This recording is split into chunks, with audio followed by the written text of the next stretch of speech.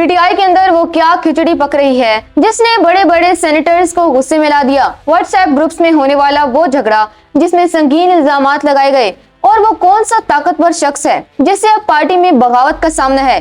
बानी चेयरमैन के करीबी साथियों ने एक दूसरे के खिलाफ जंग का ऐलान क्यों कर दिया। इस अंदरूनी लड़ाई के पीछे छुपे असल किरदारों को बेनकाब करती ये खुसूसी रिपोर्ट आखिर तक देखिए। नाजरीन, पाकिस्तान तहरीक इंसाफ के अंदरूनी हलकों से एक ऐसी खबर सामने आई है जिसने पार्टी के तंजीमी ढांचे को हिला कर रख दिया है। सेक्रेटरी जनरल सलमान अकरम राजा और पार्टी के सेनेटर्स के दरमियान इख्तलाफात अब एक ऐसी नहज पर पहुंच चुके हैं जहां से वापसी मुश्किल दिखाई दे रही है। जराए बताते हैं कि पीटीआई के व्हाट्सएप ग्रुप्स में अरकान ने सलमान अकरम राजा पर संगीन इल्जामात आयद किए हैं। उनका कहना है कि सलमान अकरम राजा पार्टी में अपनी अलग ग्रुपिंग कर रहे हैं और सेनेटर्स को नजरअंदाज किया जा रहा है। नई सियासी कमेटी से सीनियर रहनुमाओं को निकाल कर इसे महदूद कर दिया गया है, जिसे अरकान ने यकसर मुस्तरद कर दिया है। सबसे हैरान कुल इल्जाम ये है कि बानी चेयरमैन की फैमिली के सामने चेयरमैन बैरिस्टर गौहर के साथ नामुनासिब रवैया इख्तियार किया जा रहा है। इन संगीन इल्जामात के जवाब में सलमान अकरम राजा ने भी खामोशी तोड़ दी है। उन्होंने ट्विटर पर जारी अपने मौक़िफ़ में इंकशाफ किया है कि मेरे खिलाफ ये महाज आराई वो लोग कर रहे हैं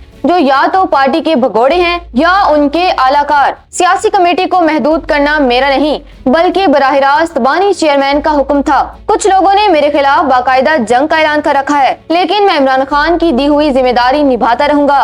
रिपोर्ट्स के मुताबिक पिछले 5 माह से पार्टी की कोर कमेटी का कोई इजलास नहीं हुआ, जबकि नई सियासी कमेटी की पहली मीटिंग का भी महमूद खान अचकजई और बैरिस्टर गौहर समेत कई अहम रहनुमाओं ने बाइकआउट किया। नाजरीन, तहरीक इंसाफ के अंदर छिड़ी ये जंग अब सोशल मीडिया और ट्वीट्स तक आ पहुंची है। अब देखना यह है कि क्या बानी चेयरमैन जेल से मदाखलत करके इस आग को ठंडा कर पाएंगे या पार्टी 2 वाज़िह धड़ों में तकसीम हो जाएगी।